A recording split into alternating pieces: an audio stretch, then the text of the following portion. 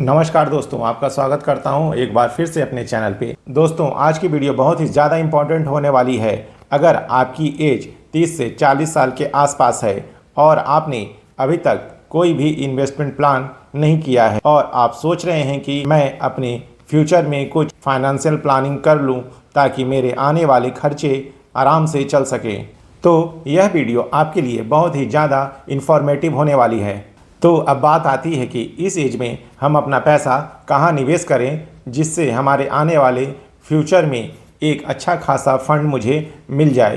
तो आप इस वीडियो को पूरा देखें और आप हमारे चैनल पर नए हैं और आपने अभी तक हमारे चैनल को सब्सक्राइब नहीं किया है तो प्लीज़ इस चैनल को सब्सक्राइब करें और वीडियो पसंद आए तो वीडियो को लाइक ज़रूर करें। दोस्तों, ज़्यादातर लोग आज भी अपने पैसे को फिक्स डिपॉजिट, रेकरिंग डिपॉजिट या पीपीएफ में निवेश करते हैं, लेकिन कभी आपने यह सोचा है कि जो पैसा आप इसमें निवेश कर रहे हैं उसका क्या होगा? क्या आपका पैसा ग्रोथ करेगा? आज हम यही जानते हैं कि अगर आप अपने पैसे को एफडी, आरडी, पीपीएफ में निवेश करते हैं तो जो आपने पैसा निवेश किया है वह कितना ग्रोथ होता है, क्या आने वाले फ्यूचर में वह आपके सभी खर्चों को पूरा कर सकेगा। क्योंकि एफडी में अगर आप निवेश करते हैं तो ज़्यादा से ज़्यादा 7% से 7.5% या मैक्सिमम कोई बैंक 8% आपको इंटरेस्ट देती है। वहीं रेकरिंग डिपॉजिट की बात करें तो रेकरिंग डिपॉजिट में आपको 6.5% से 7% तक का इंटरेस्ट रेट मिल जाता है। पीपीएफ पर 7.10% का रेट ऑफ इंटरेस्ट मिल रहा है। तो क्या यह सफिशिएंट है आपके फ्यूचर में आने वाले खर्चों के लिए? क्योंकि आज के डेट में इन्फ्लेशन भी लगभग 6% से 7% का है। तो देखा जाए तो जो आपने पैसा इन्वेस्ट किया है उसका कोई ग्रोथ नहीं हो रहा है, क्योंकि इन्फ्लेशन भी उसी रेट से बढ़ रहा है जितनी रेट से आपका पैसा बढ़ रहा है। तो आपके पैसे का तो ग्रोथ हुआ ही नहीं। तो ऐसे केस में फिर एक सवाल आता है कि अब हम अपने पैसे को कहाँ लगाएं जिससे हम इन्फ्लेशन को बीट करके अपने पैसे को ग्रोथ करें। तो इसके लिए आपके पास एक दूसरा अच्छा ऑप्शन है, वह है म्यूचुअल फंड का, जिसमें अगर आप निवेश करते हैं तो आपके पैसे का ग्रोथ होगा। Mutual fund fix deposit, recurring deposit और पीपीएफ से थोड़ा ज़्यादा रिस्की होता है, क्योंकि इसमें जो पैसा होता है इनडायरेक्ट रूप से शेयर मार्केट में लगाया जाता है। लेकिन म्यूचुअल फंड की जो कंपनियां होती हैं वह इसके लिए एक प्रॉपर फंड मैनेजर रखती हैं जो हमारे निवेश किए हुए पैसे को बहुत ही अच्छे से मैनेज करती हैं और वह इस चीज़ को देखती हैं कि कब हमें किस कंपनी में पैसा लगाना है और कब किस से बाहर आना है। क्योंकि म्यूचुअल फंड में इन्वेस्ट किया गया पैसा किसी एक कंपनी में नहीं लगता है, वह लगभग 40, 50, 60 कंपनियों में पैसा इन्वेस्ट करता है। तो ऐसी पॉसिबिलिटी बहुत ही कम है कि सारी की सारी कंपनियां डूब जाएं, क्योंकि अगर ऐसा हुआ तो भारत में इकोनॉमिक क्राइसिस आ जाएगा। इसलिए जो म्यूचुअल फंड में हम निवेश करते हैं वह ज़्यादा रिस्की नहीं है, बशर्ते किसी शेयर मार्केट में हम डायरेक्ट निवेश करते हैं उसकी तुलना में। यहाँ पर एक सवाल फिर आ जाता है कि हम किस म्यूचुअल फंड में निवेश करें और कितना निवेश करें। तो इसके लिए मैं आपको एक यहाँ पे डाइवर्सिफाई प्लान बताऊँगा, जिसमें आप पैसे निवेश करते हैं तो आपके पैसे का ग्रोथ भी होगा और आपको रिस्क भी कम उठाना पड़ेगा। तो आप म्यूचुअल फंड में मिड कैप फंड सेलेक्ट करें, स्मॉल कैप फंड सेलेक्ट करें और फ्लेक्सी कैप फंड सेलेक्ट करें।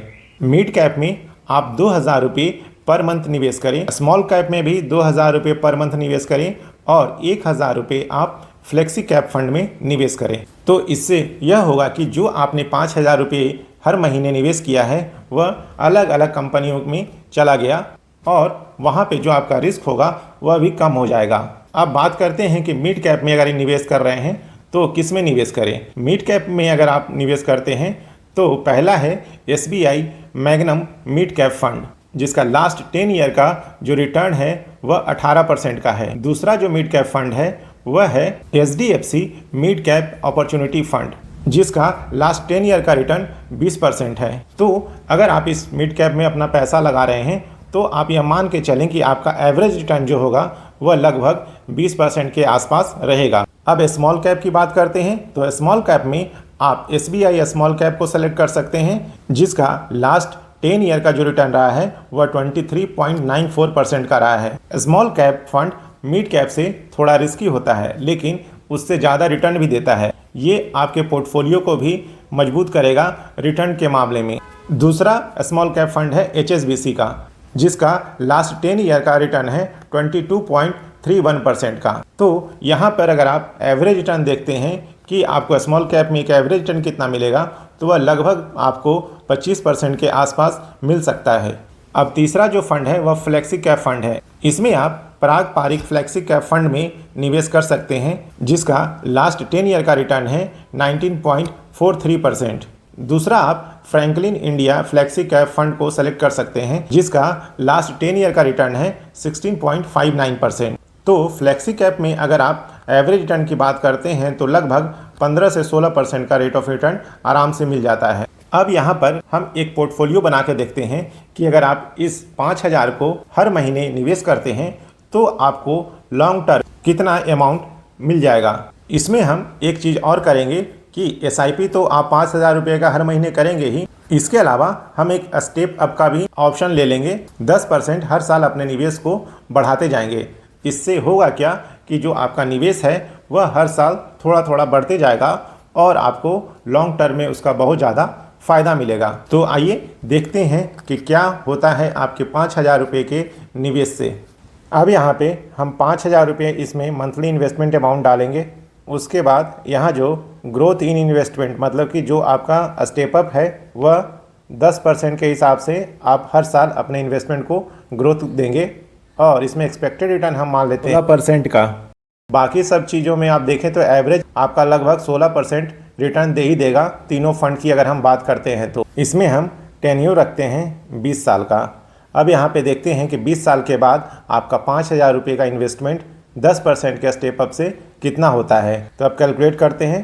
कैलकुलेट करने के बाद आप यहाँ देखेंगे कि आपका जो टोटल जो अमाउंट होगा वह 1.44 करोड़ रुपए होगा और आपने जो टोटल इन्वेस्टमेंट किया है वह 34.36 लाख इन्वेस्ट किया है। तो आपने देखा कि 20 साल में आपका लगभग 1.5 करोड़ के आसपास अमाउंट बन जाता है। अगर आप भी 30 से 40 साल के उम्र के हैं तो भी आप अभी से इन्वेस्टमेंट करके अपनी फाइनेंशियल पोजीशन को अच्छा बना सकते हैं। उम्मीद करता हूँ आज का इन्फॉर्मेशन आपको अच्छा लगा होगा। आज के लिए बस इतना ही।